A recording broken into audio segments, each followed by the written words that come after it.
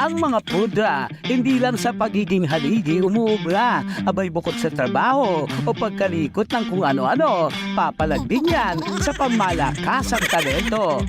Nag-jogging kami papuntang Cebu. Nakipaghampasan kami kay Donnie ng Pamalo. Nakipagtagisan itong musikerong palong-palo.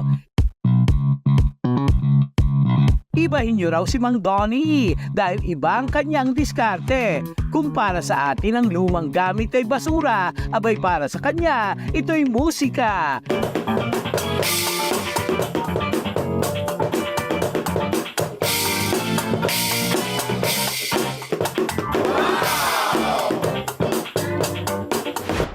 Hello Galogs! Ako po si Donnie Amaninsi, ang pinaka-astig na drummer dito sa Cebu at pinagmamalaki ko yung drum set ko na basura. Pinagsama-sama niya lang naman ang kalat upang mabuo ang unique drum set niyang Balak. Nagsimula ako sa pagtugtog ng instrumento ko noong kasagsagan ng pandemic kasi lockdown po yung lahat ng mga kalye. Kaya naisipan kong magkolekta ng mga recycled na bagay. Bagamat ang materyales ay patapon, ang kalidad di tunog na pag-iwanan ng panahon.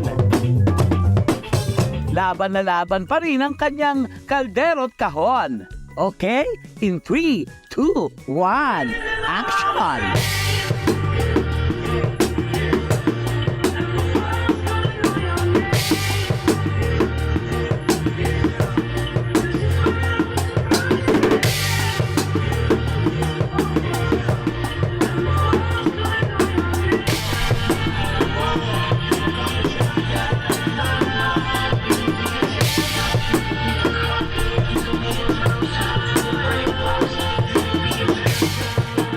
Hanep ang bangis. Bawat palo walang mintis. Etong trivia logalogs. Si Mang Donnie pala'y bumabase lang sa tunog dahil hindi raw siya sanay bumasa ng nota. Dinadaan niya lang sa tansya-tansya.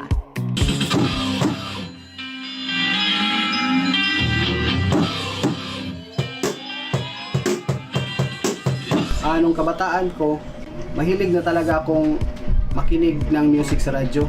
Pero yung number one, yung pangarap ko talaga is yung paano matuto mag-drum. Sa ngayon, gumawa ako ng basura drum set. Pero sa totoo lang, hindi talaga ako marunong magbasa ng nota hanggang ngayon. Pinangarap din daw niyang magkaroon dati ng banda. Ngunit ang plano'y di umubra. Subalit di tinanggap ang kapalaran. Kaya't sa 4 na sulok ng tahanan, gumawa siya ng pangalan. Pinangarap ko magkabanda po pero yun nga lang hindi natuloy kasi hanggang kalye lang siguro ang tadhana ko.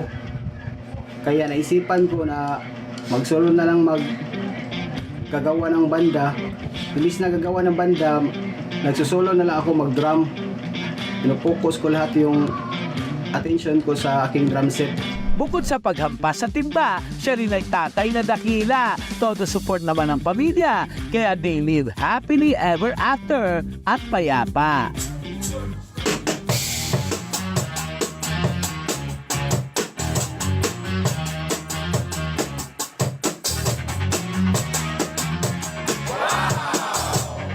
Tugtog lang ng tugtog, Mang Donnie. Gawin mo ang bagay na sa'yo'y nagpapahappy. Ikaw ang patunay na walang mahirap sa taong madiskarte. O siya, turn your basura into musika.